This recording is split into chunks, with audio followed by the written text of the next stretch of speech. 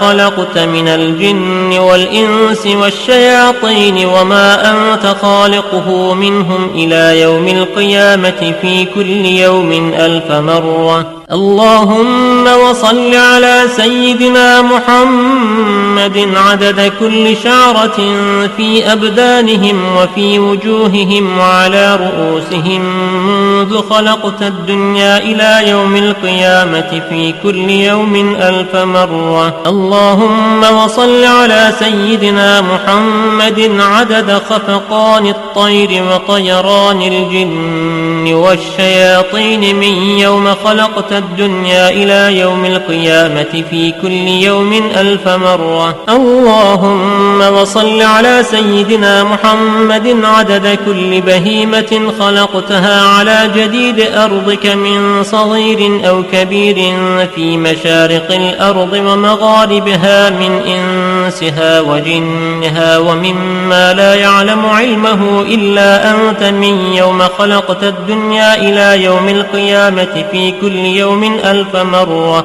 اللهم وصل على سيدنا محمد عدد خطاهم على وجه الأرض من يوم خلقت الدنيا إلى يوم القيامة في كل يوم 1000 مرة. اللهم وصل على سيدنا محمد عدد من يصلي عليه وصل على سيدنا محمد عدد من لم يصل عليه وصل على سيدنا محمد عدد القطر والمطر والنبات وصل على سيدنا محمد عدد كل شيء. اللهم وصل على سيدنا محمد في الليل إذا يغشى وصل على سيدنا محمد في النهار إذا تجلى وصل على سيدنا محمد في الآخرة والأولى وصل على سيدنا محمد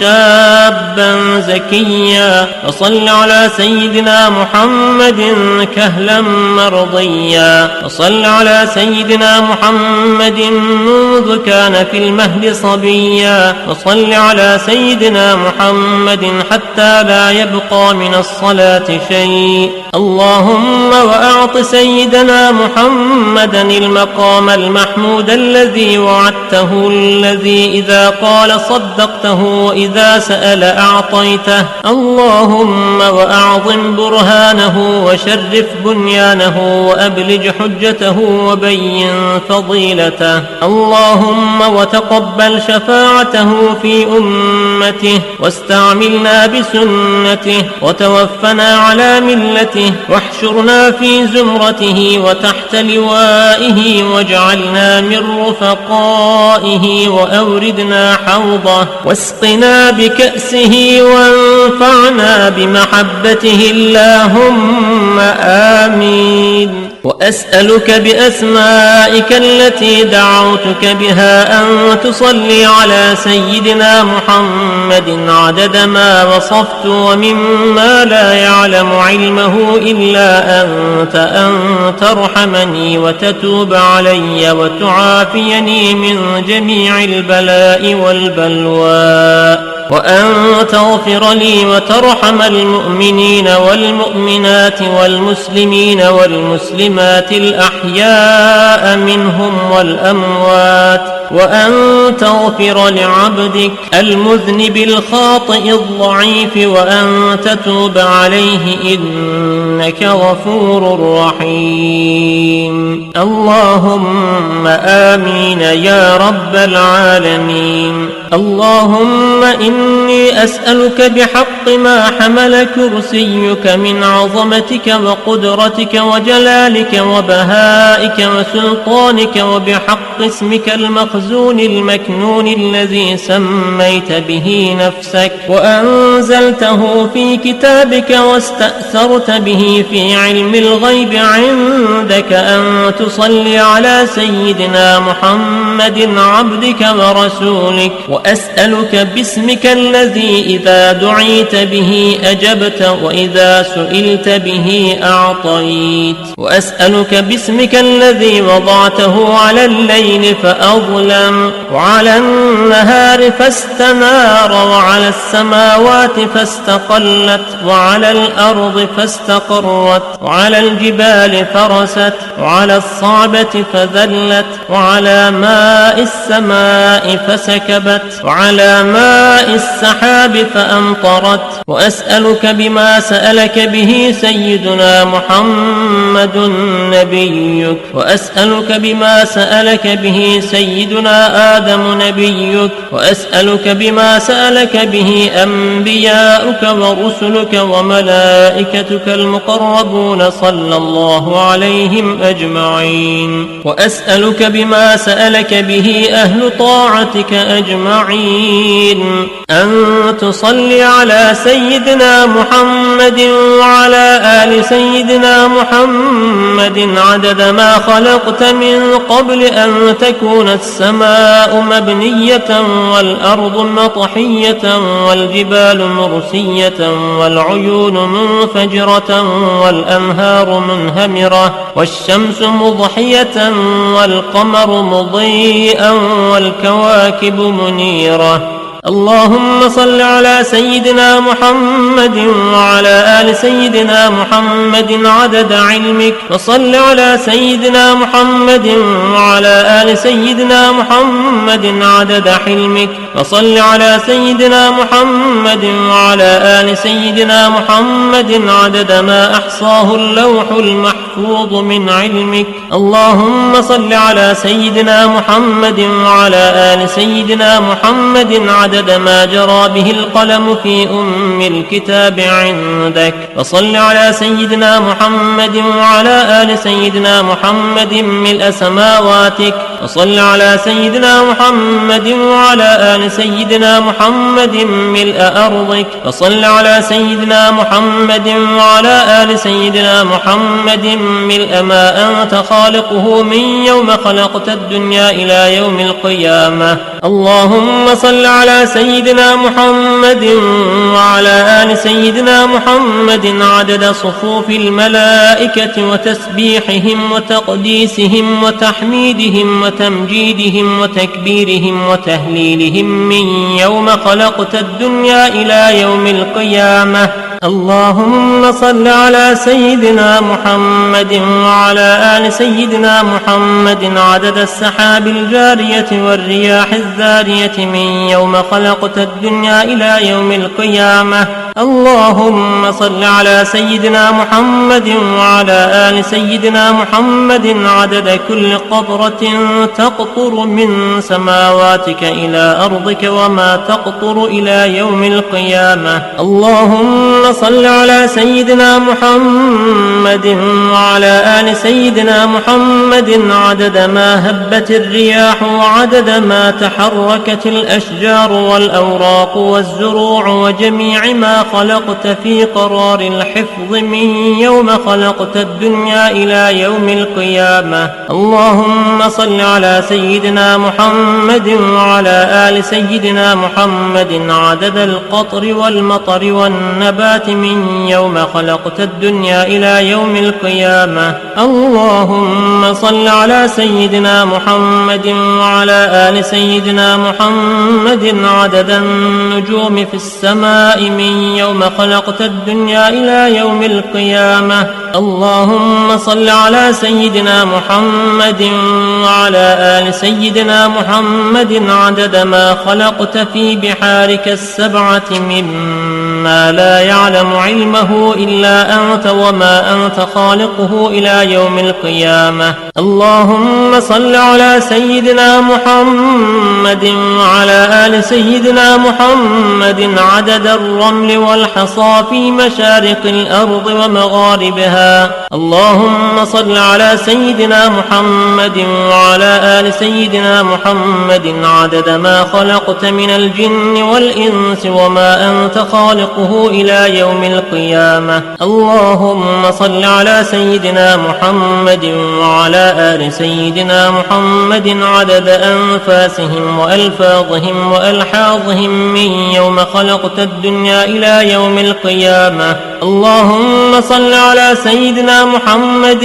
وعلى آل سيدنا محمد عدد طيران الجن والملائكة من يوم خلقت الدنيا إلى يوم القيامة. اللهم صل على سيدنا محمد وعلى آل سيدنا محمد عدد الطيور والهوام وعدد الوحوش والآكام في مشارق الأرض ومغاربها. اللهم صل على سيدنا محمد وعلى آل سيدنا محمد عدد الأحياء والأموات. اللهم صل على سيدنا محمد وعلى آل سيدنا محمد عدد ما أظلم عليه الليل وأشرق عليه النهار من يوم خلقت الدنيا إلى يوم القيامة. اللهم صل على سيدنا محمد وعلى آل سيدنا محمد عدد من يمشي على رجلين ومن يمشي على أربع من يوم خلقت الدنيا إلى يوم القيامة. اللهم صل على سيدنا محمد عدد من صلى عليه من الجن والإنس والملائكة من يوم خلقت الدنيا إلى يوم القيامة. اللهم صل على سيدنا محمد عدد من لم يصل عليه. اللهم صل على سيدنا محمد وعلى آل سيدنا محمد كما يجب أن يصلى عليه. اللهم صل على سيدنا محمد وعلى آل سيدنا محمد كما ينبغي أن يصلى عليه. اللهم صل على سيدنا محمد وعلى آل سيدنا محمد حتى لا يبقى شيء من الصلاة عليه. اللهم صل على سيدنا محمد في الأولين وصل على سيدنا محمد في الآخرين. اللهم صل على سيدنا محمد في الملأ الأعلى إلى يوم الدين. ما شاء الله لا قوة إلا بالله العلي العظيم.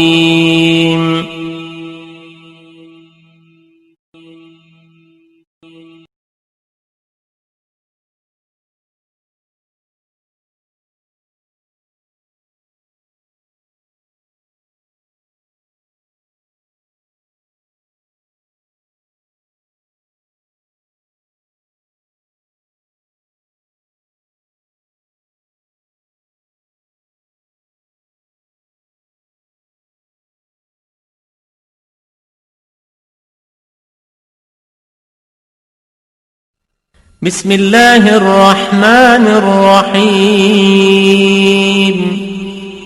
وأسألك اللهم بالأسماء التي دعاك بها سيدنا آدم عليه السلام، وبالأسماء التي دعاك بها سيدنا نوح عليه السلام، وبالأسماء التي دعاك بها سيدنا هود عليه السلام، وبالأسماء التي دعاك بها سيدنا إبراهيم عليه السلام، وبالأسماء التي دعاك بها سيدنا صالح عليه السلام، وبالأسماء التي دعاك بها سيدنا يونس عليه السلام، وبالأسماء التي دعاك بها سيدنا أيوب عليه السلام، وبالأسماء التي دعاك بها سيدنا يعقوب عليه السلام، وبالأسماء التي دعاك بها سيدنا يوسف عليه السلام، وبالأسماء وبالأسماء التي دعاك بها سيدنا موسى عليه السلام وبالأسماء التي دعاك بها سيدنا هارون عليه السلام وبالأسماء التي دعاك بها سيدنا شعيب عليه السلام وبالأسماء التي دعاك بها سيدنا إسماعيل عليه السلام وبالأسماء التي دعاك بها سيدنا داود عليه السلام وبالأسماء التي دعاك بها سيدنا سليمان عليه السلام وبالأسماء التي دعاك بها سيدنا زكريا عليه السلام وبالأسماء التي دعاك بها سيدنا يحيى عليه السلام وبالأسماء التي دعاك بها سيدنا أرميا عليه السلام وبالأسماء التي دعاك بها سيدنا شعياء عليه السلام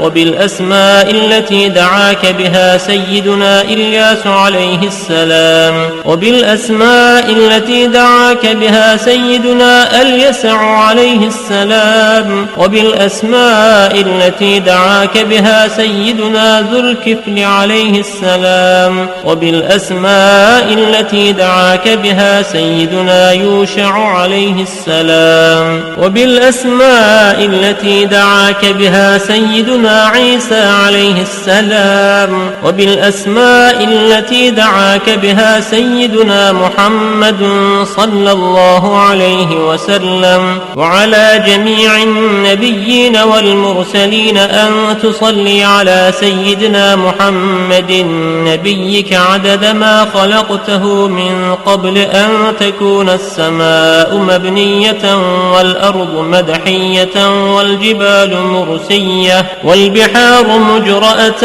والعيون منفجرة والأنهار منهمرة والشمس مضحية والقمر مضيئا والكواكب مستنيرة كنت حيث كنت لا يعلم أحد حيث كنت إلا أنت وحدك لا شريك لك اللهم صل على سيدنا محمد عدد حلمك وصل على سيدنا محمد عدد علمك وصل على سيدنا محمد عدد كلماتك وصل على سيدنا محمد عدد نعمتك وصل على سيدنا محمد ملء سماواتك وصل على سيدنا محمد ملء أرضك وصل على سيدنا محمد ملء عرشك وصل على سيدنا محمد زينة عرشك وصل على سيدنا محمد عدد ما جرى به القلم في الكتاب وصل على سيدنا محمد عدد ما خلقت في 7 سماواتك وصل على سيدنا محمد عدد ما أنت خالق فيهن إلى يوم القيامة في كل يوم 1000 مرة اللهم صل على سيدنا محمد عدد كل قطرة قطرت من سماواتك إلى أرضك من يوم خلقت الدنيا إلى يوم القيامة في كل يوم 1000 مرة اللهم صل على سيدنا محمد عدد من يسبحك ويهللك ويكبرك ويعظمك من يوم خلقت الدنيا إلى يوم القيامة في كل يوم 1000 مرة اللهم صل على سيدنا محمد عدد أنفاسهم وألفاظهم وصل على سيدنا محمد عدد كل نسمة خلقتها فيهم من يوم خلقت الدنيا إلى يوم القيامة في كل يوم 1000 مرة اللهم صل على سيدنا محمد عدد السحاب الجارية وصل على سيدنا محمد عدد الرياح الذارية من يوم خلقت الدنيا إلى يوم القيامة في كل يوم 1000 مرة. اللهم صل على سيدنا محمد عدد ما هبت عليه الرياح وحركته من الأغصان والأشجار والأوراق والثمار وجميع ما خلقت على أرضك وما بين سماواتك من يوم خلقت الدنيا إلى يوم القيامة في كل يوم 1000 مرة. اللهم صل على سيدنا محمد عدد نجوم السماء من يوم خلقت الدنيا إلى يوم القيامة في كل يوم 1000 مرة. اللهم صل على سيدنا محمد ملء أرضك مما حملت وأقلت من قدرتك. اللهم صل على سيدنا محمد عدد ما خلقت في 7 بحارك مما لا يعلم علمه إلا أنت وما أنت خالقه فيها إلى يوم القيامة في كل يوم 1000 مرة. اللهم صل على سيدنا محمد عدد ملء 7 بحارك وصل على سيدنا محمد زنة 7 بحارك مما حملت وأقلت من قدرتك. اللهم صل على سيدنا محمد عدد أمواج بحارك من يوم خلقت الدنيا إلى يوم القيامة في كل يوم 1000 مرة. اللهم وصل على سيدنا محمد عدد الرمل والحصى في مستقر الأرضين وسهلها وجبالها من يوم خلقت الدنيا إلى يوم القيامة في كل يوم 1000 مرة. اللهم وصل على سيدنا محمد عدد اضطراب المياه العذبة والملحة من يوم خلقت الدنيا إلى يوم القيامة في كل يوم 1000 مرة. وصل على سيدنا محمد عدد ما خلقته على جديد أرضك في مستقر الأرضين شرقها وغربها سهلها وجبالها وأوديتها وطريقها وعامرها وغامرها إلى سائر ما خلقته عليها وما فيها ومدر وحجر من يوم خلقت الدنيا إلى يوم القيامة في كل يوم 1000 مرة. اللهم صل على سيدنا محمد النبي عدد نبات الأرض من قبلتها وشرقها وغربها وسهلها وجبالها وأوديتها وأشجارها وثمارها وأوراقها وزروعها وجميع ما يخرج من نباتها وبركاتها من يوم خلقت الدنيا إلى يوم القيامة في كل يوم 1000 مرة. اللهم وصل على سيدنا محمد عدد ما خلقت من الجن والإنس والشياطين وما أنت خالقه منهم إلى يوم القيامة في كل يوم 1000 مرة. اللهم وصل على سيدنا محمد عدد كل شعرة في أبدانهم وفي وجوههم وعلى رؤوسهم منذ خلقت الدنيا إلى يوم القيامة في كل يوم 1000 مرة. اللهم وصل على سيدنا محمد عدد خفقان الطير وطيران الجن والشياطين من يوم خلقت الدنيا إلى يوم القيامة في كل يوم 1000 مرة. اللهم وصل على سيدنا محمد عدد كل بهيمة خلقتها على جديد أرضك من صغير أو كبير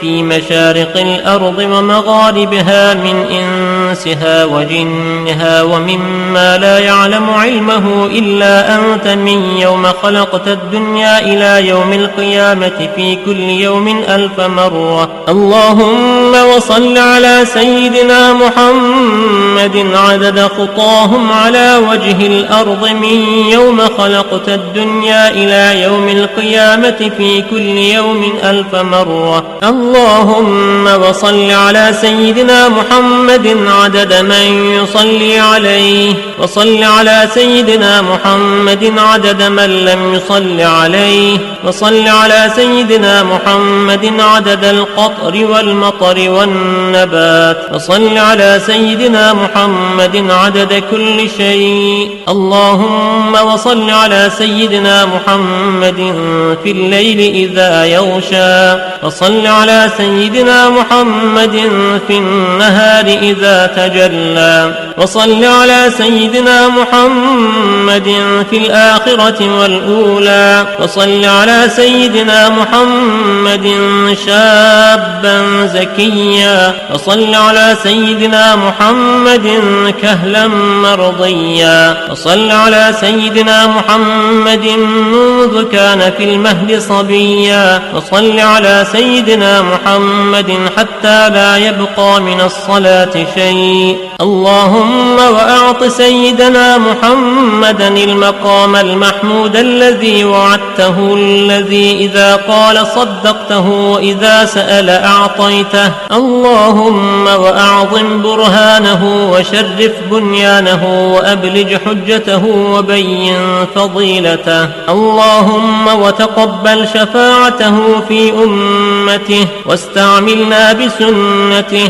وتوفنا على ملته، واحشرنا في زمرته وتحت لوائه، واجعلنا من رفقائه، وأوردنا حوضه، واسقنا بكأسه، وانفعنا بمحبته. اللهم آمين.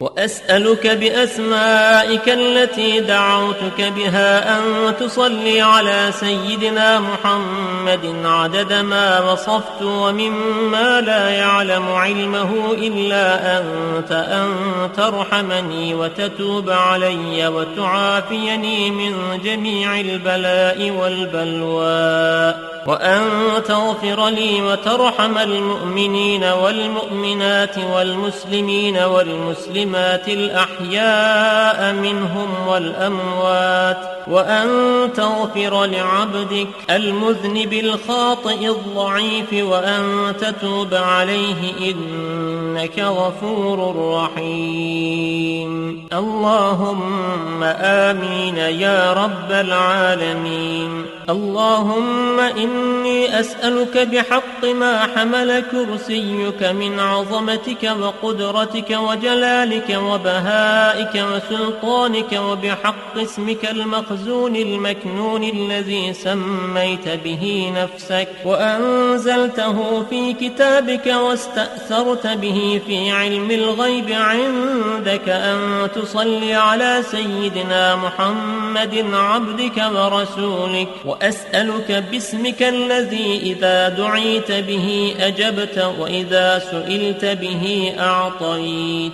وأسألك باسمك الذي وضعته على الليل فأظلم، وعلى النهار فاستنار، وعلى السماوات فاستقلت، وعلى الأرض فاستقرت، وعلى الجبال فرست، وعلى الصعبة فذلت، وعلى ماء السماء فسكبت، وعلى ماء السحاب فأمطرت. وأسألك بما سألك به سيدنا محمد نبيك، وأسألك بما سألك به سيدنا آدم نبيك، وأسألك بما سألك به أنبياؤك ورسلك وملائكتك المقربون صلى الله عليهم أجمعين. وأسألك بما سألك به أهل طاعتك أجمعين، أن تصلي على سيدنا محمد وعلى آل سيدنا محمد عدد ما خلقت من قبل أن تكون السماء مبنية والأرض مطحية والجبال مرسية والعيون منفجرة والأنهار منهمرة والشمس مضحية والقمر مضيئا والكواكب منيرة. اللهم صل على سيدنا محمد وعلى آل سيدنا محمد عدد علمك، وصل على سيدنا محمد وعلى آل سيدنا محمد عدد حلمك، وصل على سيدنا محمد وعلى آل سيدنا محمد عدد ما أحصاه اللوح المحفوظ من علمك. اللهم صل على سيدنا محمد وعلى آل سيدنا محمد عدد ما جرى به القلم في الكتاب عندك، وصل على سيدنا محمد وعلى آل سيدنا محمد ملء سماواتك، وصل على سيدنا محمد وعلى آل سيدنا محمد ملء أرضك، وصل على سيدنا محمد وعلى آل سيدنا محمد ملء ما أنت خالقه من يوم خلقت الدنيا إلى يوم القيامة. اللهم صل على سيدنا محمد وعلى آل سيدنا محمد عدد صفوف الملائكة وتسبيحهم وتقديسهم وتحميدهم وتمجيدهم وتكبيرهم وتهليلهم من يوم خلقت الدنيا إلى يوم القيامة. اللهم صل على سيدنا محمد وعلى آل سيدنا محمد عدد السحاب الجارية والرياح الزارية من يوم خلقت الدنيا إلى يوم القيامة. اللهم صل على سيدنا محمد وعلى آل سيدنا محمد عدد كل قطرة تقطر من سماواتك إلى أرضك وما تقطر إلى يوم القيامة. اللهم صل على سيدنا محمد وعلى آل سيدنا محمد عدد ما هبت الرياح وعدد ما تحركت الأشجار والأوراق والزروع وجميع ما خلقت في قرار الحفظ من يوم خلقت الدنيا إلى يوم القيامة. اللهم صل على سيدنا محمد وعلى آل سيدنا محمد عدد القطر والمطر والنبات من يوم خلقت الدنيا إلى يوم القيامة. اللهم صل على سيدنا محمد وعلى آل سيدنا محمد عدد النجوم في السماء من يوم خلقت الدنيا إلى يوم القيامة. اللهم صل على سيدنا محمد وعلى آل سيدنا محمد عدد ما خلقت في بحارك السبعة مما لا يعلم علمه إلا أنت وما أنت خالقه إلى يوم القيامة. اللهم صل على سيدنا محمد وعلى آل سيدنا محمد عدد الرمل والحصى في مشارق الأرض ومغاربها. اللهم صل على سيدنا محمد وعلى آل سيدنا محمد عدد ما خلقت من الجن والإنس وما أنت خالقه إلى يوم القيامة. اللهم صل على سيدنا محمد وعلى آل سيدنا محمد عدد أنفاسهم وألفاظهم وألحاظهم من يوم خلقت الدنيا إلى يوم القيامة. اللهم صل على سيدنا محمد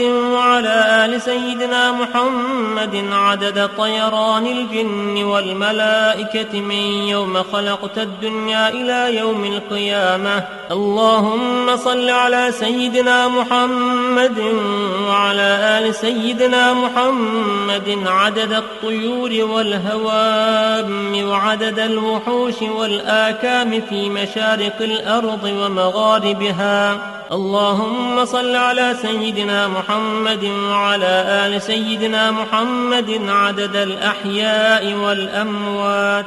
اللهم صل على سيدنا محمد وعلى آل سيدنا محمد عدد ما أظلم عليه الليل وأشرق عليه النهار من يوم خلقت الدنيا إلى يوم القيامة. اللهم صل على سيدنا محمد وعلى آل سيدنا محمد عدد من يمشي على رجلين ومن يمشي على أربع من يوم خلقت الدنيا إلى يوم القيامة. اللهم صل على سيدنا محمد عدد من صلى عليه من الجن والإنس والملائكة من يوم خلقت الدنيا إلى يوم القيامة. اللهم صل على سيدنا محمد عدد من لم يصل عليه. اللهم صل على سيدنا محمد وعلى آل سيدنا محمد كما يجب أن يصلى عليه. اللهم صل على سيدنا محمد وعلى آل سيدنا محمد كي أن يصلى عليه.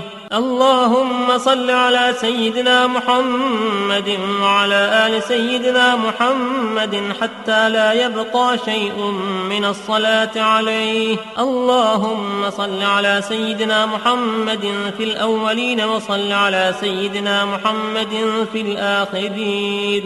اللهم صل على سيدنا محمد في الملأ الأعلى إلى يوم الدين. ما شاء الله لا قوة إلا ما شاء الله لا قوة إلا بالله العلي العظيم.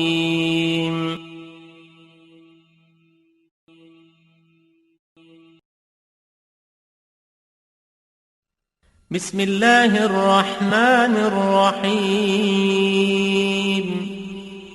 وأسألك اللهم بالأسماء التي دعاك بها سيدنا آدم عليه السلام، وبالأسماء التي دعاك بها سيدنا نوح عليه السلام، وبالأسماء التي دعاك بها سيدنا هود عليه السلام، وبالأسماء التي دعاك بها سيدنا إبراهيم عليه السلام، وبالأسماء التي دعاك بها سيدنا صالح عليه السلام، وبالأسماء التي دعاك بها سيدنا يونس عليه السلام، وبالأسماء التي دعاك بها سيدنا أيوب عليه السلام، وبالأسماء التي دعاك بها سيدنا يعقوب عليه السلام، وبالأسماء التي دعاك بها سيدنا يوسف عليه السلام، وبالأسماء التي دعاك بها سيدنا موسى عليه السلام،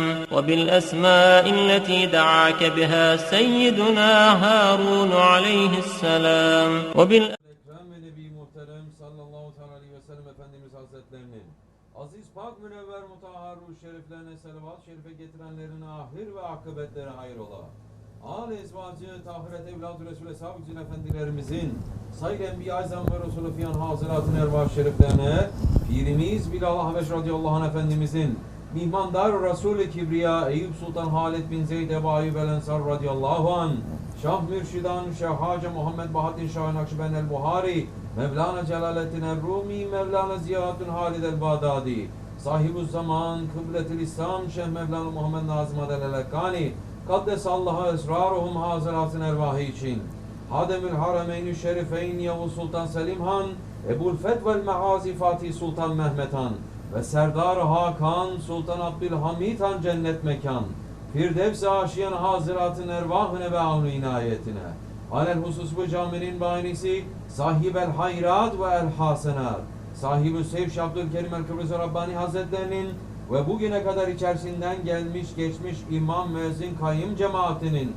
ve kahve-i ehli elmanın ervahı için, Allah rızası için El Fatiha.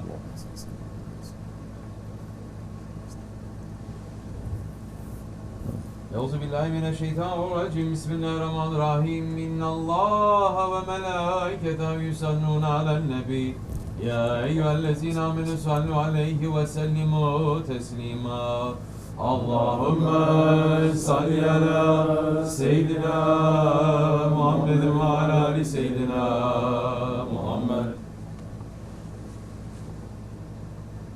Allahu Ekber, Allahu Ekber. Allahu Ekber, Allahu Ekber. Eşhedü en la ilahe illallah. Eşhedü en la ilahe illallah. Eşhedü enne Muhammeden Resulullah. Eşhedü enne Muhammeden Resulullah.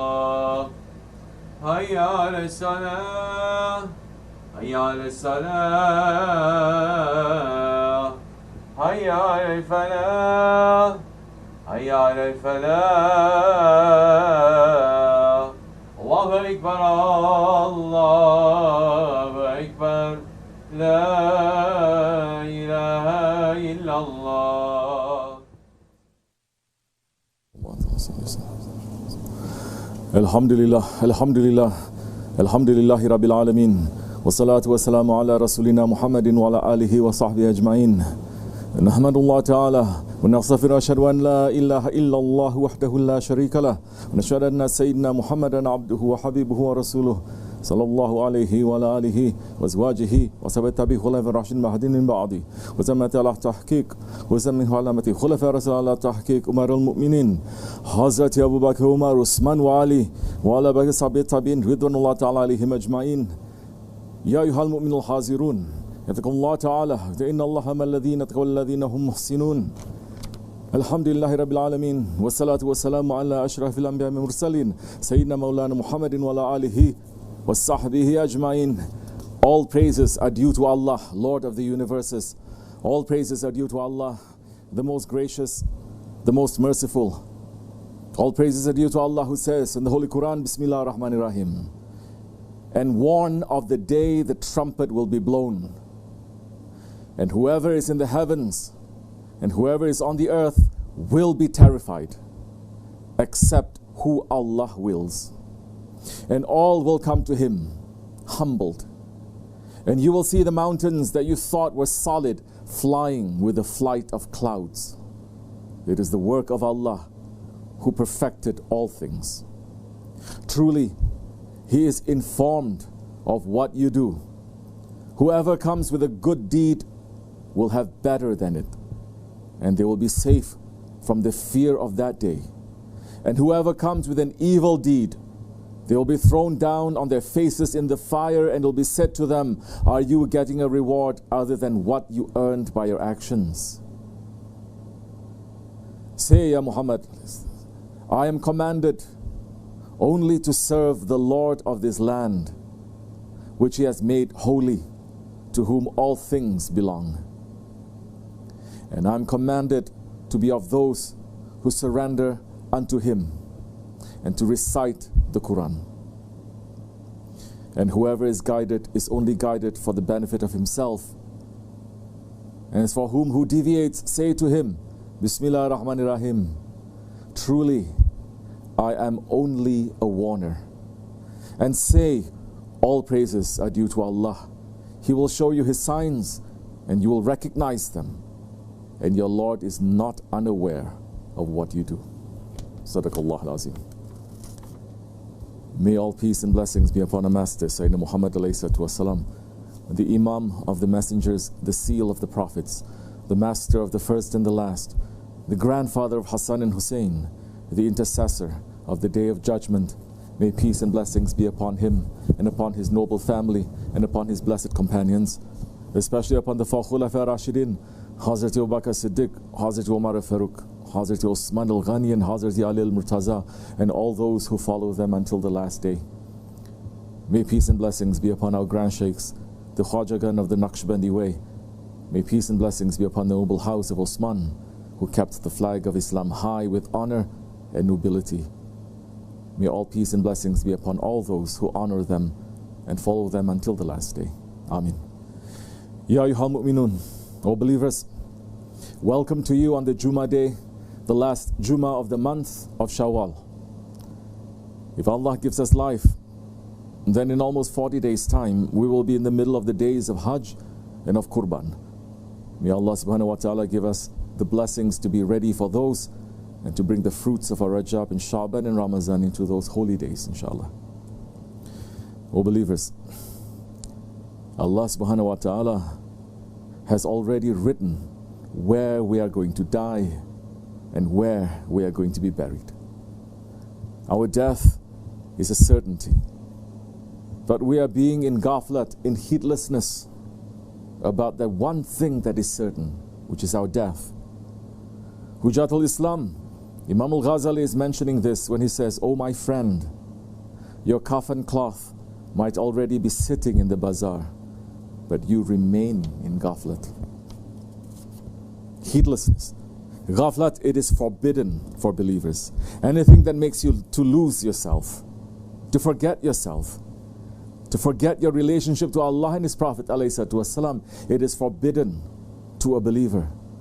And ghaflat is worse than any drug or any liquor, because the man can stay in ghaflat without realizing that he's sunk inside. A believer cannot be in ghaflat about death, because death, it is in front of us all the time, and death is the door to Akhirat life. Our Shaykh Sahib al-Saif, Shaykh Abdul Karim al-Kibrisiya Rabbani Karzal is saying, we must know that we came from Allah and we are returning back to Allah. We must keep this alive in ourselves. If we fall into heedlessness and we forget that the angel of death, Azrael, is going to reach to us, then any day that we are forgetting, we are getting into trouble. We must keep it alive in ourselves. We must prepare ourselves. We are believers. We have to live like believers, not only talk like believers or to sound like believers. We must live like believers. We must take whatever Allah and His Prophet ordered us and put it in our lives. When the angel of death is coming to you, you are going to go out from this world through the wrong door, and all the problems begin then. Intelligence is showing to the man, saying to know what he wants, to understand who is his enemy, and to try to fix himself before the angel of death is reaching to him. When is this angel of death going to come to you? It may come 1 minute later. It may come tonight. It may come tomorrow. Keep this alive. Don't make it so long. Don't think it's so far distant as everyone is making so many big plans. A young Sahabi one day came to the Holy Prophet ﷺ and said, "Ya Rasulullah, I've borrowed some money. I made a deal with this person and I'm going to pay in 1 month's time. Please pray for me that I'll be able to make it." And the Holy Prophet ﷺ looked at him and said, "Oh, what a long-term plan you made. How did you do this?" To a young Sahabi, he is saying, "How did you make this long plan? 1 month? Who says to you that Azrael is not coming to you 5 minutes later?" That word was to the Sahabi and to every believer who is coming after, to you and to me. This kind of thinking about death, this kind of awareness about the angel of death, it must make a man to become intelligent. Because Holy Prophet ﷺ himself said, the most intelligent person is the one who remembers death most often, and he is the most well prepared to meet it. These are the wise ones, honorable in this life and dignified in the hereafter. For us, we are under the shade of the wisest ones, the Naqshbandi Khajagan. Our Grand Shaykh, Sultan al-Awliya Shaykh Maulana Muhammad Nazim Adil Al-Hakani Qaddasallahu Sir, is speaking to us about preparing for death and being intelligent. And he is saying, this world, this dunya, is zero. It is for 3 days. On the 4th day, they take you and bury you in your grave. You forgot this. You forgot about the day that they will bring and bury you in your grave. You don't think about it. But Hazrat Umar was writing on his ring, وَكَفَى بِالْمَوْتِ وَعِزًا يَوْمَرْ.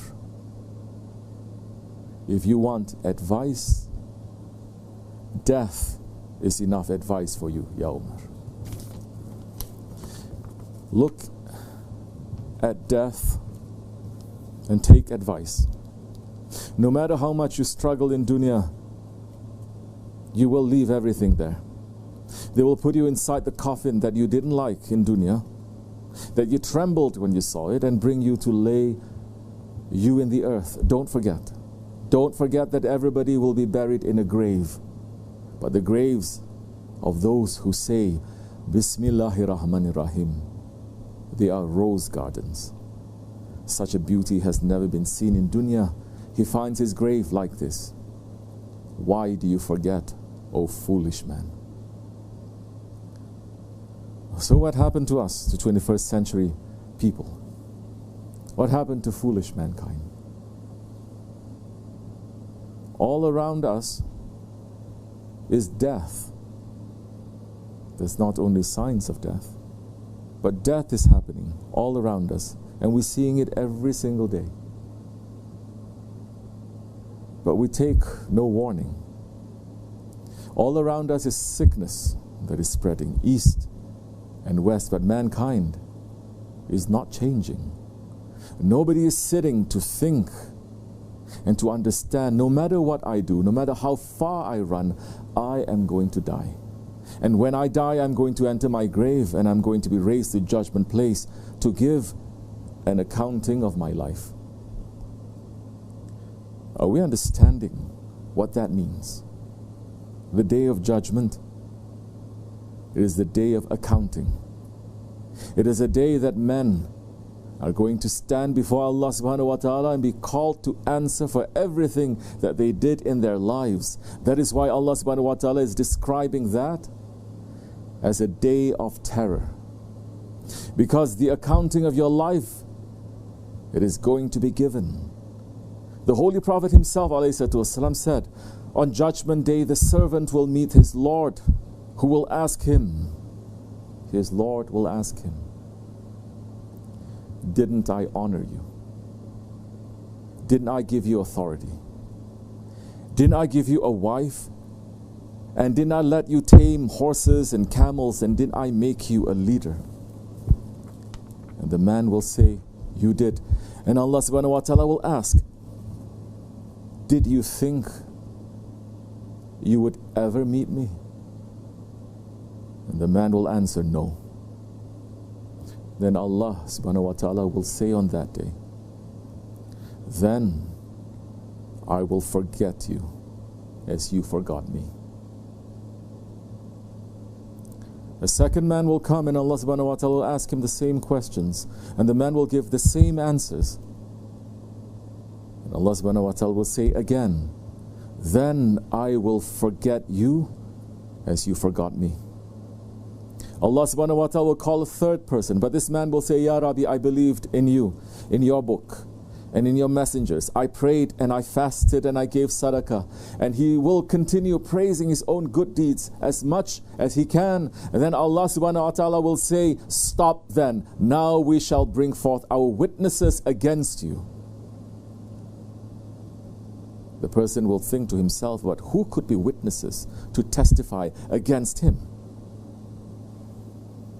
The man's mouth will then be sealed up, and his legs, his flesh, and his bones will be ordered, speak. They will give testimony about what he did. This is the person who will have no excuses for himself.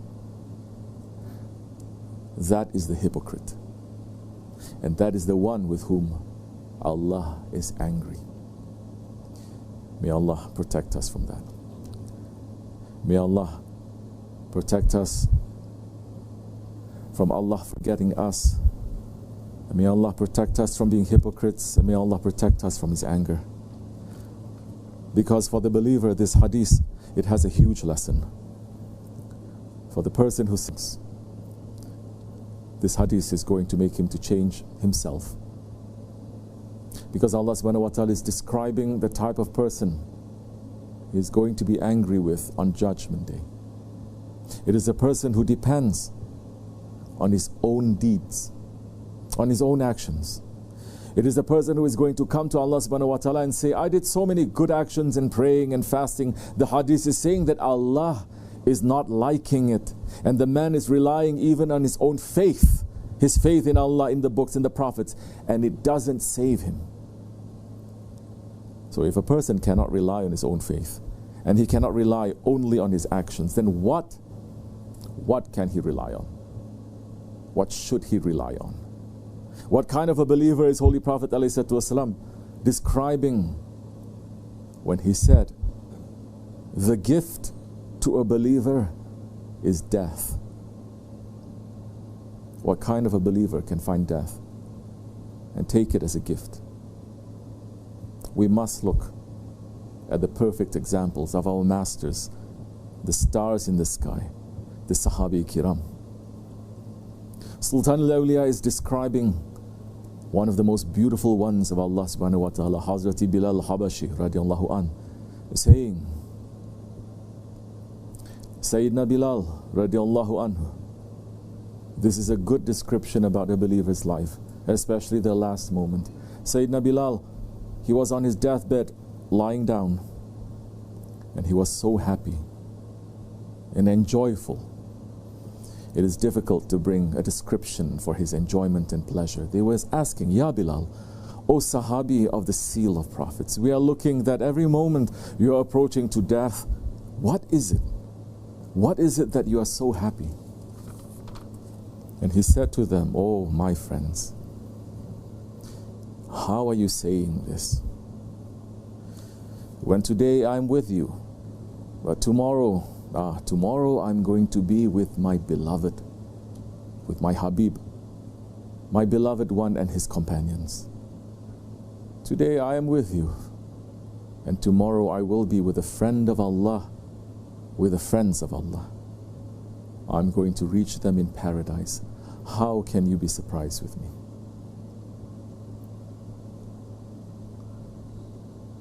So death is a gift to those believers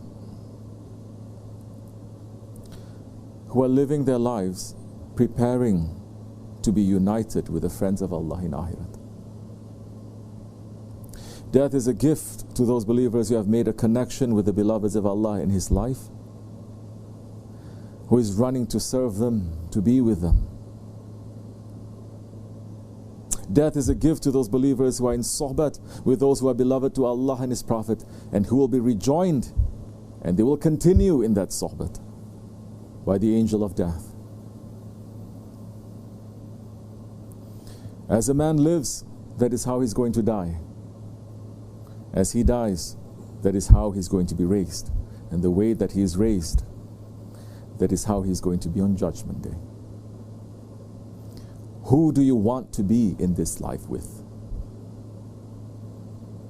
You'll find that on the Day of Judgment. How do we find that kind of death? We have to be in that kind of sohbat now. Because Allah subhanahu wa ta'ala is going to offer to save His servants on the Day of Judgment just on the basis of that association, that sohbat. Hazrat Abu Hurairah radiallahu anh is narrating, the servant will be brought between the hands of Allah on the Day of Judgment, and Allah will say to him, did you love any one of my awliya so that I can join you with him? Until the last 100 years, this ummah was living this reality. This ummah was basing their intentions and their actions and their religion on this reality. This ummah was running to find the friends of Allah, to sit with them, to learn from them, to serve them, to help them, and to enter into their hearts. Because as the Hadith Qudsi is showing, it is not our faith or our actions that is going to save us on Judgment Day. It is our nisbat, our connection to those who are connected to Allah. Everyone is going to stand in terror on Judgment Day, even the prophets. But it is Sayyidina Muhammad ﷺ who will approach Allah to ask for shafa'at, because he is the one and only Habib. Those who are in his heart, they are in safety. And those who are in the hearts of the beloveds of the Holy Prophet ﷺ, they are in safety. Sahibul Saif, our Shaykh, may Allah raise his station. He is describing the scene in paradise for those who reach to such safety. He is saying, we have fear from Allah. We have fear because we love Allah. We don't want to break our friendship, our relationship with our Lord. That's why we are fearful. It's not because we are fearful that He is going to punish us. No, He will not punish us. But it is because we believe in Him and we try our best for Him, for His religion. Live according to that, and you will find this world paradise for you. And you will find in the hereafter angels greeting you, playing and dancing for you, saying, one more beloved of Allah is entering to paradise. Paradise is becoming better.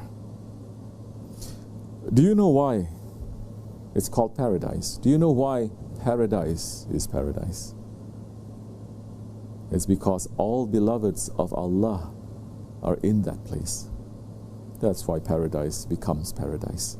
If you become beloved to Allah in this world, then this world becomes a paradise for you too. If we all become beloved to Allah, then the whole world becomes paradise. And the words of Sahibul Saif speak the truth.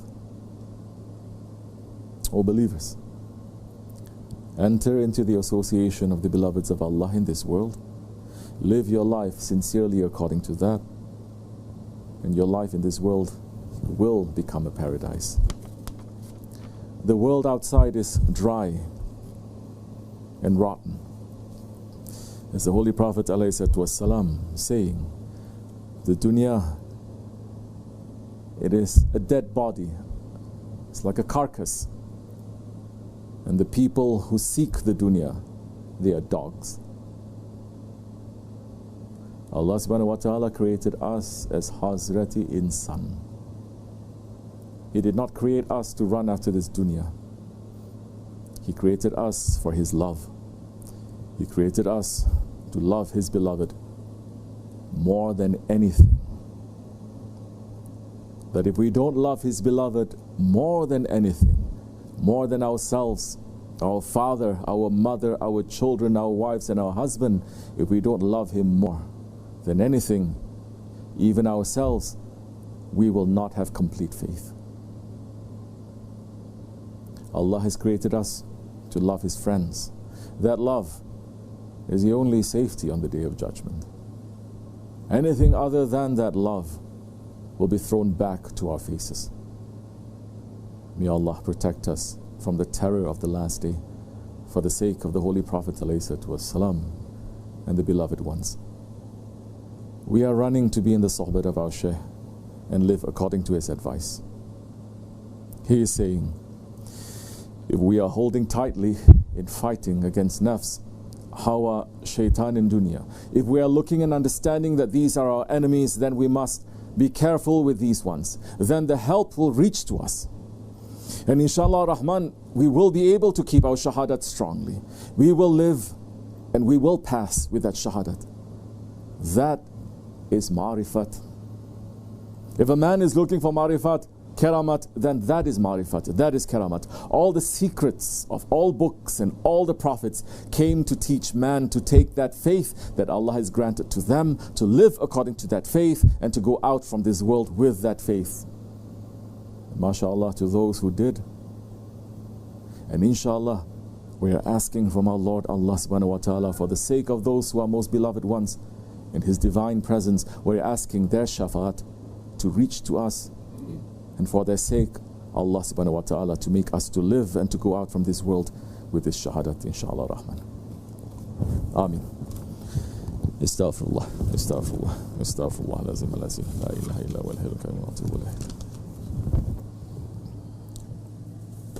La ilaha illallah wahdahu la sharika lahu, la ilaha illallah wahdahu la sharika lahu, la ilaha illallah. لا إله إلا أنت سبحانك من الظالمين لا إله إلا أنت سبحانك من الظالمين لا إله إلا أنت سبحانك من الظالمين سبحان قدوس ربنا رب الملائكة والروح سبحان قدوس ربنا رب الملائكة والروح سبحان قدوس ربنا رب إن دين الإسلام قام الصلاة Allahu Ekber, Allahu Ekber, Allahu Ekber, Allahu Ekber.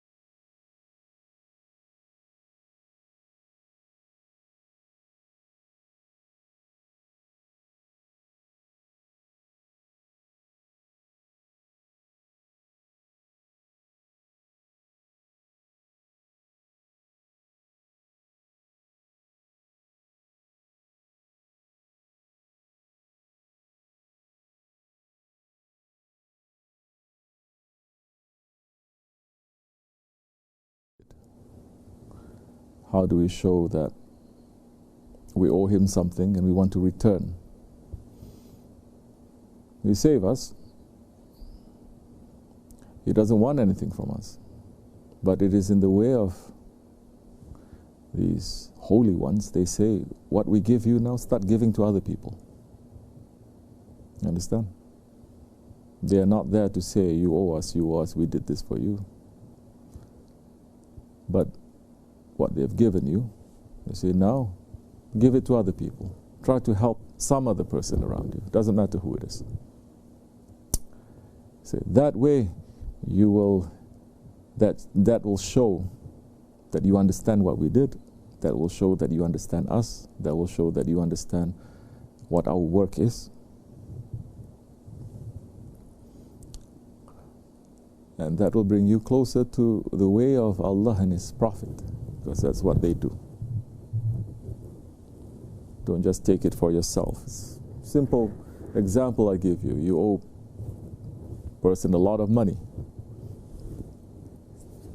Your whole life is ruined now because you owe someone. Then along comes someone saying, take this. I'm not asking for anything in return. So he saved your life.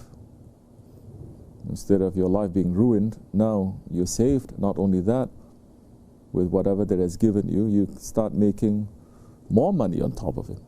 Business.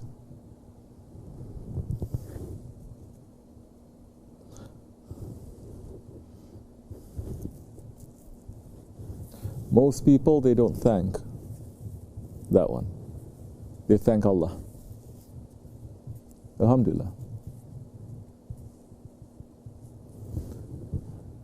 Whatever it is that you come to the Shaykh for your problems to help you, like this or like that. Most people, they don't. We are witnesses to that. During Shaykh Effendi's time, so many times they're calling. Once they get the answer, they never call him again, not even to say thank you. And Shaykh Effendi say, "Eh, Allah," but it's no good for you because Allah is watching. Now imagine that one that you give a lot of money to, you don't want anything in return, nothing, no interest, nothing. And he made his life to be good, to be wonderful, and he's not thanking you.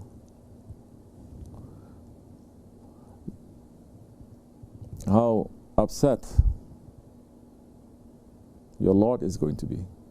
Even if he thanks your Lord, but you're not thanking the one who has helped you. Allah is saying, I'm not going to accept your thanks.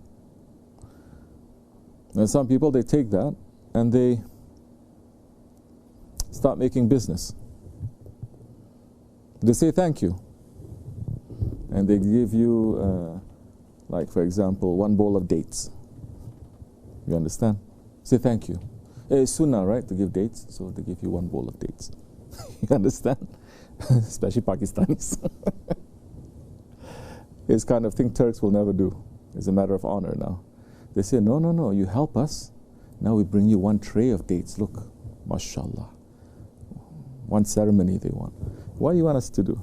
We've seen it happening in our time, Shaykh and his time also. Alhamdulillah, shukr. We're not asking for anything, but what do they want you to do with that? Like what I said, you save your life, you start making business. Now, they may take, some people, they take all that money and they give it back to the Shaykh. Shaykh says, I don't want it. Then they say, I cannot take it back because I've already given it to you. Then the Shaykh says, then help that one, and that one. So some people, they just give to those who need it and that's it. Some, they say, this is not enough, I just give that one time. Now I must give more. I must make it consistent. There are some who are like that. And there are some who are, now they don't just take what the Shaykh is giving them and they're living in comfort and in ease. Now they can continue with their lives. They don't. They make their lives now to be mixed with that Shaykh's life, mixed with that Jamaat's life, mixed with the Prophet's life, mixed with the life of the Ummah. Now you can say that they are helping the Ummah. Before, so many people, they say, I want to be rich, I want to study, I want to go to high level so that I can help the Ummah. No, you only help yourself and your family. That's why we hear weird things these days, saying sadaqah and zakat, first we must give to our family. What happened? You become like Vatican? You become like those unbelievers who say first we must... No, it is the Ummah. If everything is according to his family, then this faith is not going to reach past the Ahlul Bayt too. Or everything that is owned. But if anything, the law is you cannot give it to your successors. You have to spread it to the rest of the Ummah. And so some people, they are understanding a little bit more. They make their lives to be more mixed, and they know, okay, the Shaykh, now we're not just looking at him sitting down there making zikr. We say, what is he doing? What is he thinking? What is he being busy with? He's helping other people. Who are these people? Why is he helping them? You start to be concerned, like what we said last night. You start being concerned. You're not only concerned about yourself and being selfish. Oh, alhamdulillah, he helped me and I'm okay. You start to be concerned about what he is concerned about.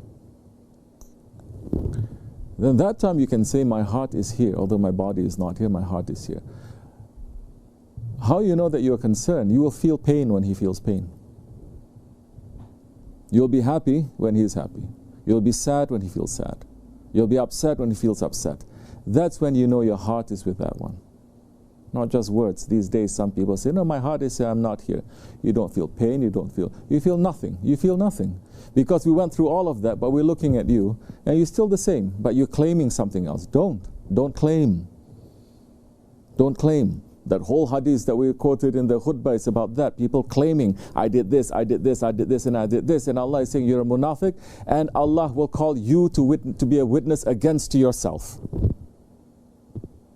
So don't say, my heart is here. Your heart is here when you are one body. Your heart is here when you feel pain, when you know exactly what is happening. Even if you don't know, you feel it. And the believer, even if when he feels, he doesn't stop there. He must do something, right? A believer doesn't just feel, I feel that there's something happening and everyone is very sad. Huh? I feel it too. Oh, subhanallah, you feel. What do you want? A medal? Then you must do something. You cannot do this. You must try to do that or the other thing. This is when you say you are in association, in sohbat. If not, you're not in sohbat. You're not. You're just claiming. There are people who are not in sohbat when they are here. There are people who are not in sohbat but claiming that their heart is here when they are not here. But there are people who are in sohbat when they are here, and there are people who are in sohbat, their hearts is here when they are not here. They are concerned. They want to know. They want to feel. They want to know everything. Just like yesterday when we were talking about if two lovers, they are separated, everything becomes important, right? What did you eat today? What happened? Every detail you want. All these examples, Allah subhanahu wa ta'ala is giving us and showing in very simple ways for us all to understand.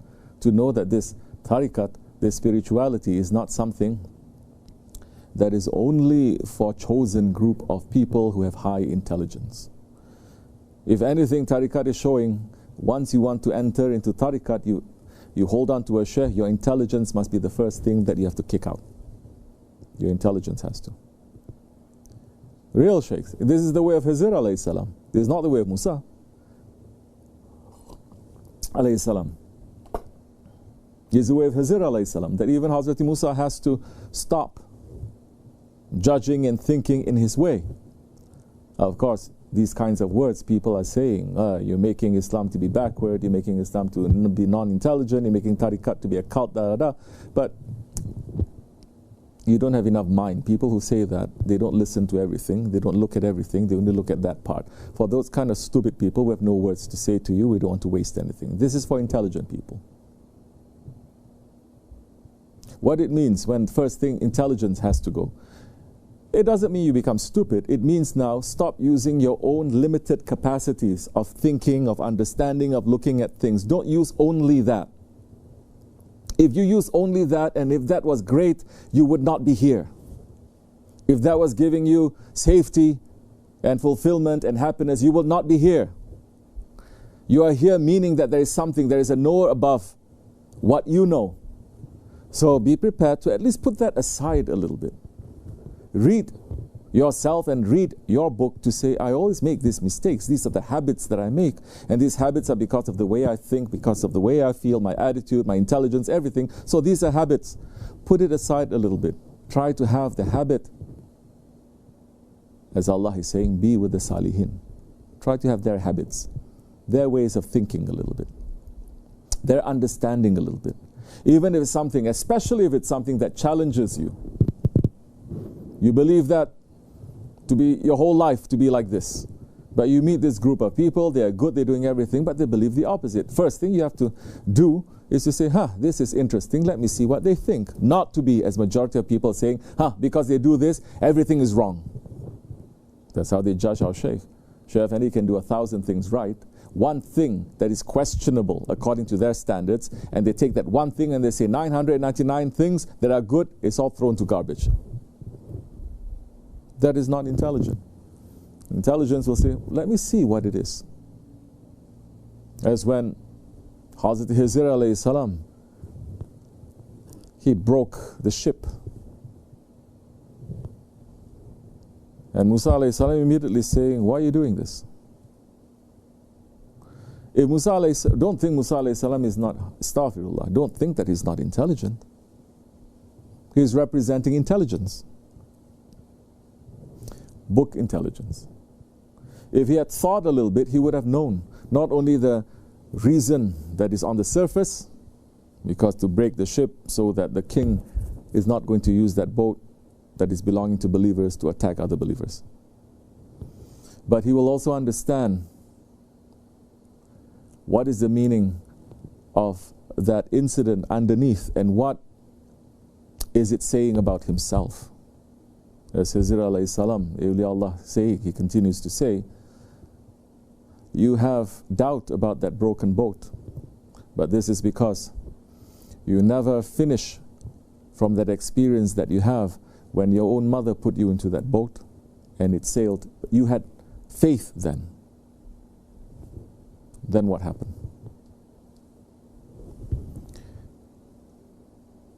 So to look at the meaning underneath and how it is related to you. But Hizr alayhi salam already said when Musa alayhi salam came to him, he said, you cannot follow me because this is beyond your understanding.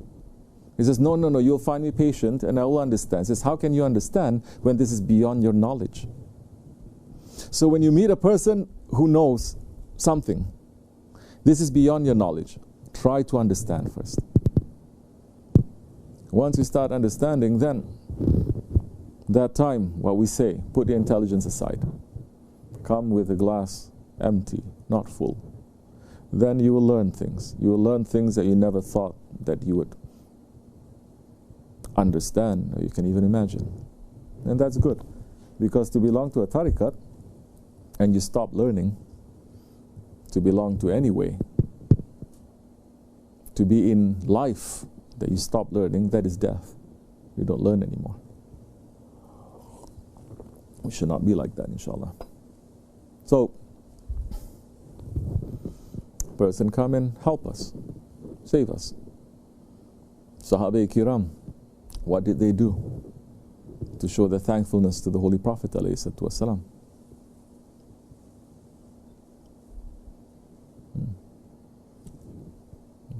They put him in front of them, above them,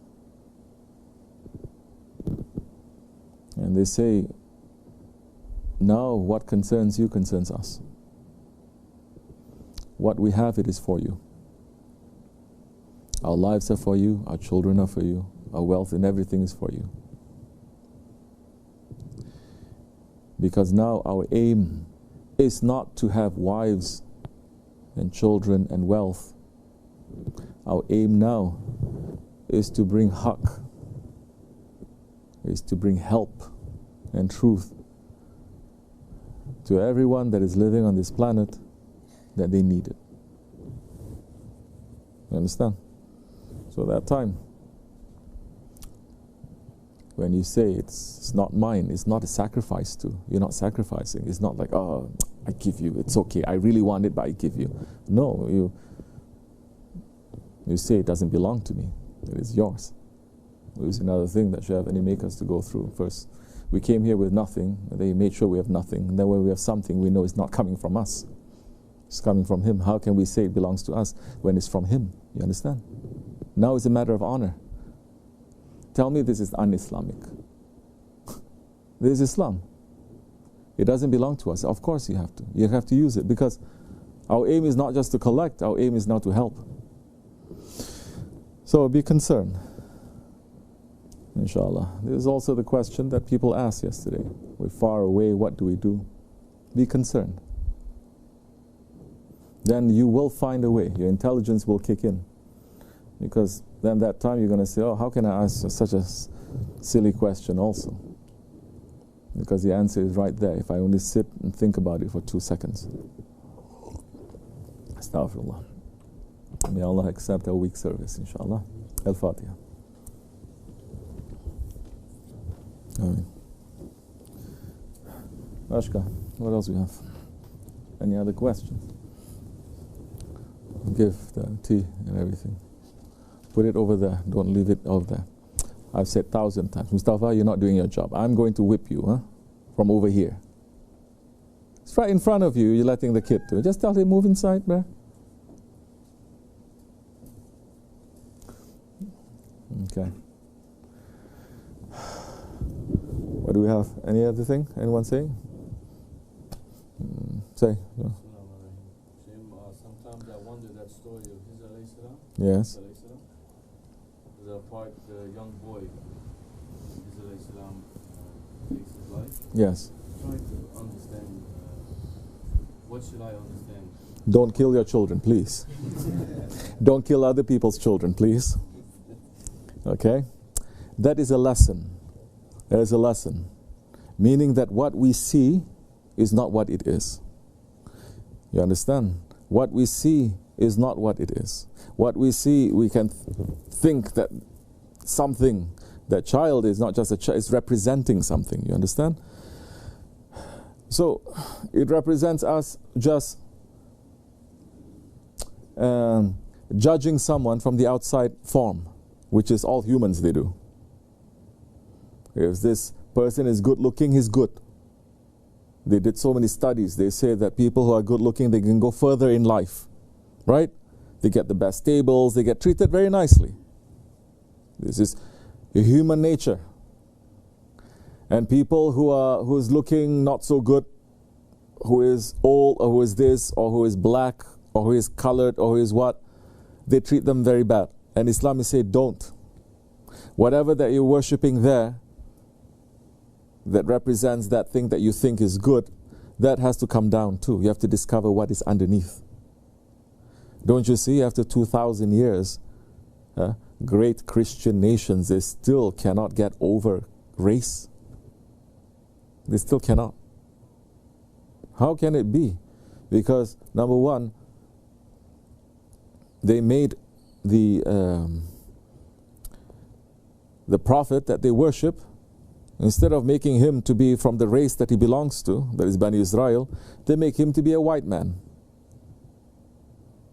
From the get-go, they say, no, we want to worship not you, to look like we want to worship ourselves, what is most familiar to us. Then it's done. That's why they're going everywhere to, in the 1800s, 1700s, selling them that form of religion, and people who are foolish enough to believe that, then they look at every white man and they say, this is Jesus. They say, they call Jesus Señor, they call the white man Señor, right? This is some sort of a thing where you have to get over this. You cannot separate yourself from other people. They're the same. And the reason why Allah make you into different colors and different tribes and different nations is for you to learn from each other, not for you to kill each other. It's to learn. Meaning that one has a secret that you don't have. You may look down on that one because it doesn't have, let's say, tall buildings or clothes even. Modern man looking at people who are living in the tribes, living in the jungles of of the Amazon, for instance. Look down on them. But they have secrets that you don't have. They know the secrets of those jungles that can solve so many of the diseases that for free. Those kinds of diseases that we make it into a industry to produce those diseases and an industry to produce the medicines for that. So everyone, Allah subhanahu wa ta'ala has given a secret. That you meet someone who's different from you to learn. What is the secret that my Lord has put into this person? I must learn. And you take that and you become what? You become more complete as a human being. You have somewhere to be? Okay. You understand? So it is not like that. Literally, it's meaning like that. And because people, especially for Akhir Zaman, when they look at something that is nice, they say, no, no, no. This person is good. Even if the person is a criminal, but he looks nice, people go crazy after him. You've seen that? This thug, this murderer, he has a lineup, and they take mugshot. Usually mugshot very ugly, but this man, Allah gave him that physical appearance. And he takes that, and the women go crazy after him. He's a murderer, but they're running after to be, I was going to say politely, to be his wife, but such a thing exists anymore in this society? No, just to be like animal to him.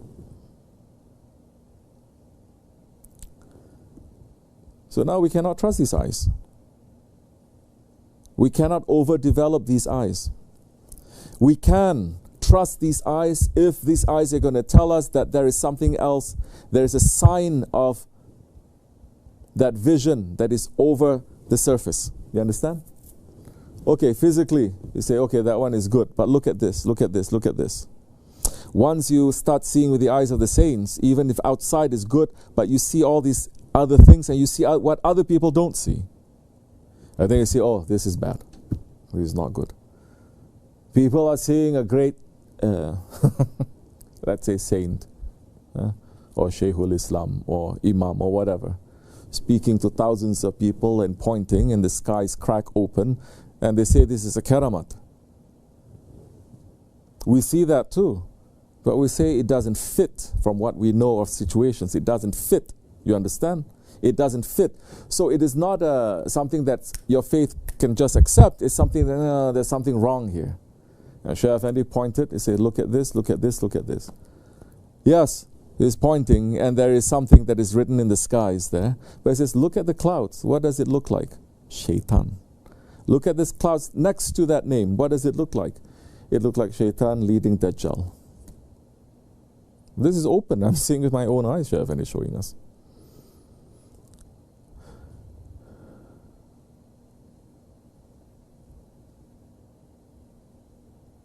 What is the direction of this world? What is the direction of this world? To develop this or to develop this? We don't need to develop this more.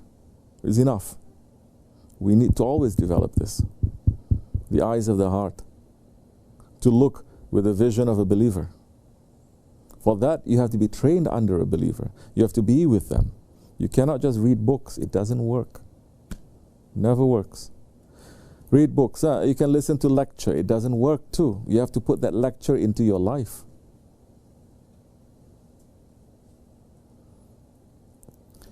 So especially for these days now, people are just looking on the outside. And even, we come to the point now, even outside looks good, which it doesn't really. And they know that the inside is bad, yet people are still running after it. Because it feeds to their ego. Then we have very, mashallah, merciful Muslims, that they look at, we're saying this one is evil. Don't say it's evil. It's evil. You don't know what's going to happen. Maybe he's going to be higher station than you. They mix everything up. I'm not interested in his potential. I'm interested in the damage that that person is doing right now. Ever in this world, you hear person does something wrong, and ever you see either the police or the judge or anyone that's seeing something wrong, and they don't punish that person, and they say, but who knows? maybe Allah has forgiven him. You don't know. It sounds stupid, right? Forget about killing or something. Traffic ticket, speeding ticket. You get a speeding ticket, you have to go to court. You ever have a speeding ticket, you go to court and you say to the police officer, but you don't know me. Maybe I'm a beloved one to Allah. Maybe Allah will make me to be the CEO of all the car companies in this world. You don't know. Why are you judging me? You don't think that way. But Muslims who are mixed up and they don't have guidance, and they don't know how to look at haqq as haqq by the people of haqq, and they don't know how to look as batil by the people of haqq, then they're going to look everything through the eyes of batil. And through the eyes of batil is what? Shaitan is saying, your Lord is most merciful. Do anything that you want, meaning do anything that you want, commit as much evil as you want, and don't worry, Allah is going to forgive you. And Allah Himself is warning us not to do that. Shaitan will say that, Allah is saying, and don't do that. So wake up a little bit for all of us. So that is the lesson to be learned from that. You understand? And that these three things that Hazrat Hizr alayhi salam was doing, this is not for common people too. His murid is not a common person. There's only a handful of Ulul Azam prophets out of 124,000 prophets. And he didn't do too well. You understand? 1 strike, 2 strike, 3 strikes out. So this is taken as a lesson. But in order to actually do those things, it is not for the common people too. That lesson is also for leaders. That lesson is for people in authority. The lesson is for sultans and padishahs. That you have to do things sometimes for good and it looks bad. It looks bad. And it is a lesson for the awam to know when people of authority and high intelligence and high spirituality, they do something like that, understand the reason for that. Understand the reason for that. Don't just judge it according to the surface, because it's not what you think it is. As it is today, how many awam people, they are just judging what the sultans they were doing, what the padishahs they were doing, what the generals they were doing. They can sit around and say, oh, these Muslim kings, if only they stop fighting each other and they just come together as friends, you can do so much more. Do you say that when you have a fever in your body? To tell your body, stop fighting. When you have a fever, your body is fighting, right? Your body is fighting that enemy. Why don't you just say, just be friends with the enemy? What happens when you're friends with the enemy? What happens when you're friends with your enemy? The enemy becomes your friend. When you're friends with that enemy, the enemy becomes good like you.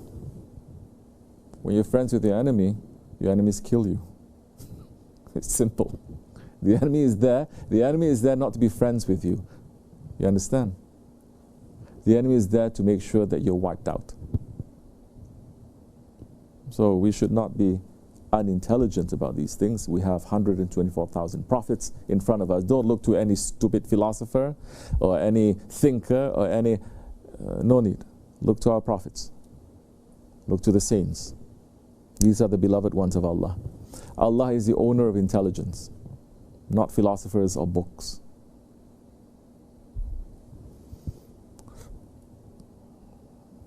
Believe it or not, as you like, inshallah. Fatiha. Okay, give the tea. Avirullah. Yes, Abazali.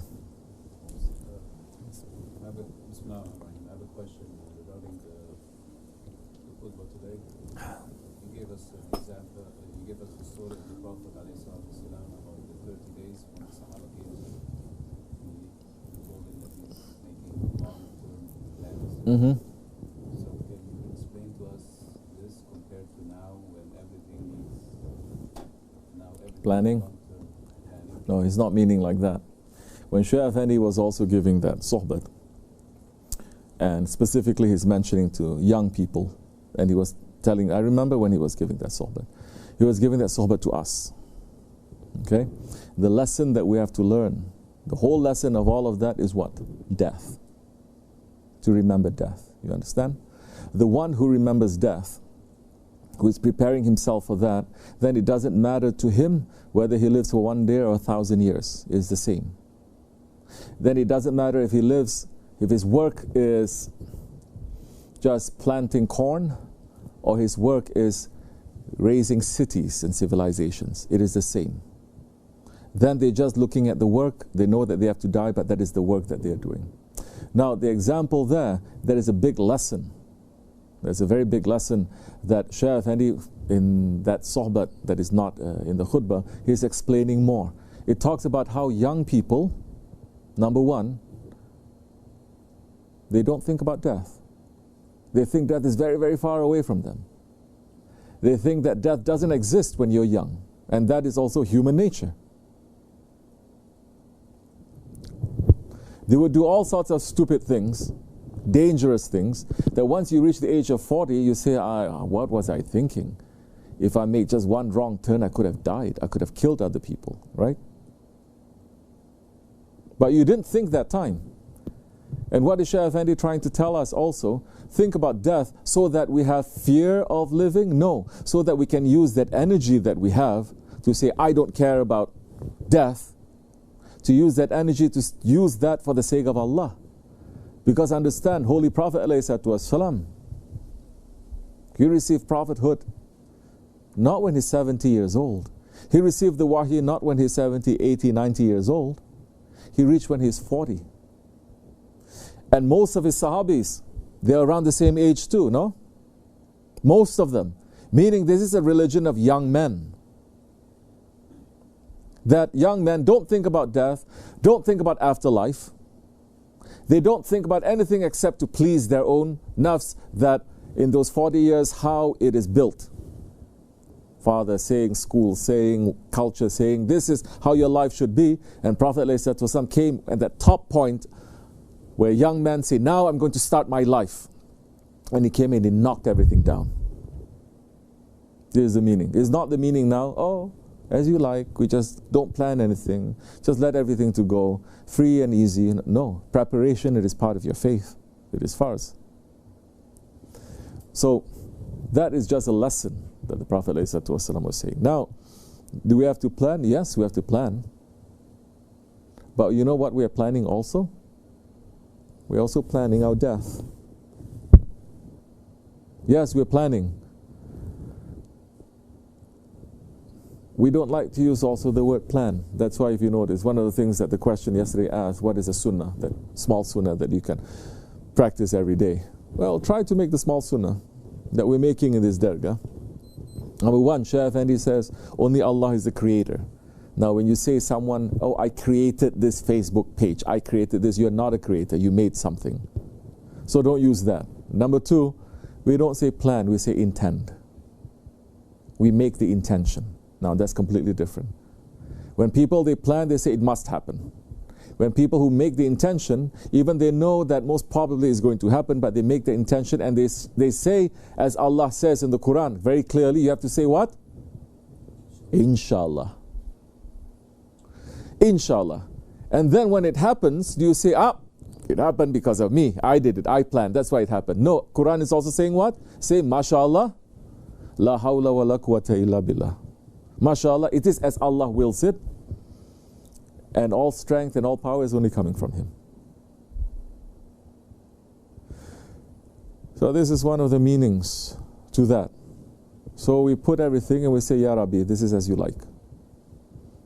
And whatever planning that we're making also, it is knowing that it must prepare us for that afterlife, must prepare us for that death. Huh? Okay. Because this is one myth that Orientalists always like to say about Muslims, especially about Sufis. So these are the ones that they don't plan anything, they are lazy, they are, what else they say? not organized. You know, everything that they were for 1,000 years. When you're still chewing bare paws raw, we're already having libraries for everyone. When your king had 30 books, the common person has already finished reading 30 books by the time he's 10 years old, let's say. It's common, because education is one of those things that is Islamic world. It is free for everyone, it is an obligation for everyone, and there is a push for everyone to have intelligence and knowledge. You had those ideas that is the complete opposite, to say, I have education, I must make sure everyone around me is stupid. Otherwise they're going to be more clever than me, and they might become a tyrant to me. Islam is the complete opposite. The first commandment is to read, is to recite. Not only to recite, inside of that, it's not only to read, but it's to proclaim. You read and you have to say. You cannot just read by yourself, you have to say. So, all those things that they're saying is all, we cannot repeat it, we shouldn't. But have we become that, like this or like that? Sure. Past 200 years is not the best time of the Islamic life. Don't judge these 200 years, for example, about the Muslims, what we've done this. We have 1,400 years. Why don't you look at how it was 500 years ago, 1,000 years ago? What actually happened these 2,000 years? 200 years. Something big happened that made people to behave in certain ways. Now slowly, like what we've been talking about for a long time, that this country has to sit and think. This country has to sit and think about its history and consider and come to terms with it and to ask questions, uncomfortable, disturbing questions, and to find answers honestly. It's finally doing. But this is how it is Jahiliyyah. If you are not Jahil, if you're not ignorant, if you're smart, you would actually talk about it. You would actually talk and discuss it long time ago. But the age of ignorance, you can only talk after there is fighting. It's only with violence that you can actually sit down to talk. That's not civilization. We will see, inshallah, where this is going to happen. It will solve a lot of problems, but we know what kind of new problems are going to happen. We're waiting for that. The next few years, make sure you stand on the right side. Make sure that you don't have love in your heart for those who are in the wrong side, because their love is what is going to destroy you. Don't have any tolerance for that. You can help people, but don't love the wrong things about them. Don't find any excuse for that. Don't look at yourself better than them, because if Allah leave us alone, we're going to be worse than that. But don't use that reason now to say, I must hug all my enemies and we are the same. You're not the same. May Allah make us to be sincere believers, to live our lives sincerely and to pass with sincerity, inshallah, and to raise us with the sincere ones. Al-Fatiha. Amen. Assalamu alaikum. Have your Rasul. Have your brownie.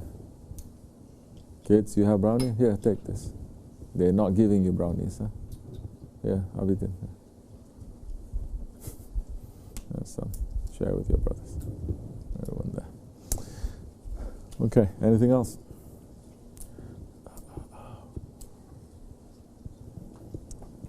You have a question? Yes. Let's see. Say. All those who are taking bayat, just prepare. Tell them in the next 10-15 minutes. Okay, to call, inshallah. You hear me, Ashik? Mr. Oh, say. Bismillahirrahmanirrahim. What is the sign that Hizmet is not accepted, and what are the conditions for one's Hizmet to be accepted?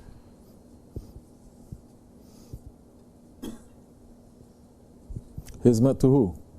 To your shaykh? If you have different shaykhs, I don't know what the style is. If it's hizmat to our shaykh, hizmat to the one that he has put here, let's say for our purposes, to me,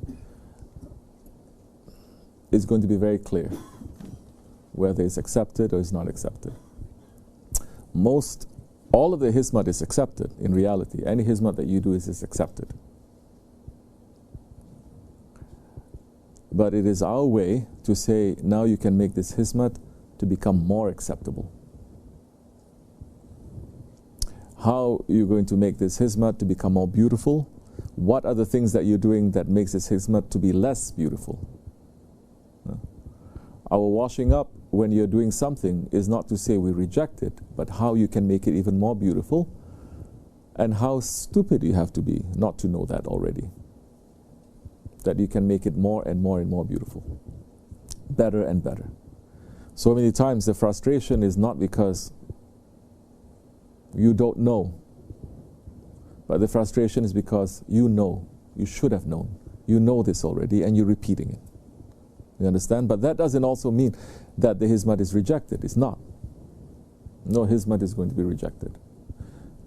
I mean, those that are done with sincerity, of course. And so that's, in our way, in our style, is going to be pretty clear. This much is enough. Assalamu alaikum.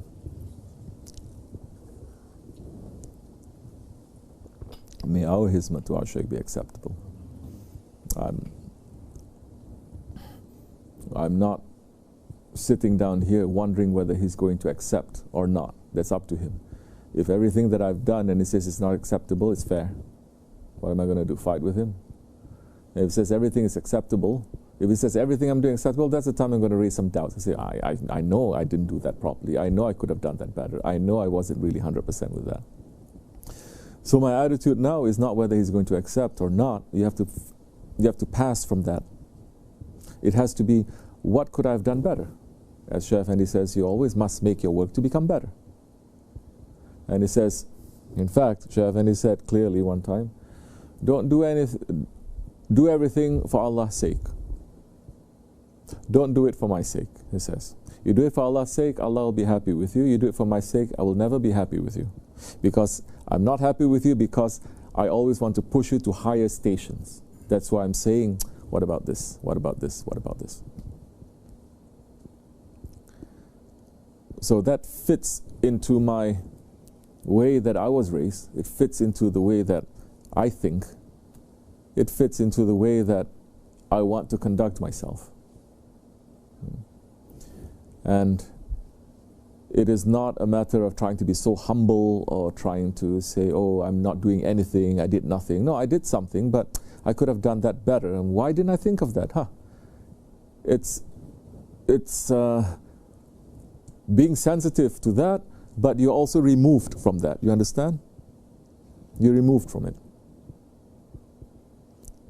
So that I'm not looking to see whether this is shameful, is anyone looking at me, is it embarrassing or not. I'm looking at, oh, of course I could have done that. I know that already. Why didn't I think of that? Okay, next time I'm going to think. So after a while, it doesn't really matter so much whether that one is yelling at you or praising you. Even when he praises you, so many times if Shaykh Effendi does, rarely do we get shocked. And when he does, you know, we'd rather die than be praised by him.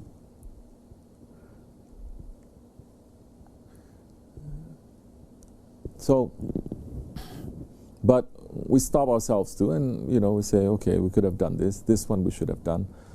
Even if you think you did everything nicely, there's so many wrong things that you did in your past. How are you to know that everything has been forgiven anyway? No. So use that. People are praising and say, oh, remember one time you did this. When you start, you know, becoming so puffy, you start looking down on other people, you start thinking, this one is my enemy, this one is this. Start thinking, look, remember, you used to do that. Pull yourself back a little bit. Then you by yourself, you will balance it.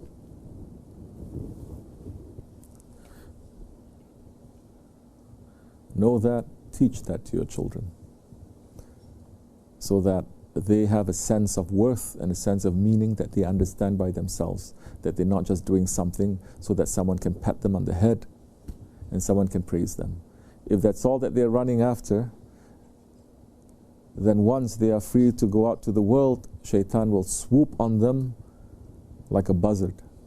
Because shaitan and the Ahli Dunya is only going to shower praises to people, to boost them.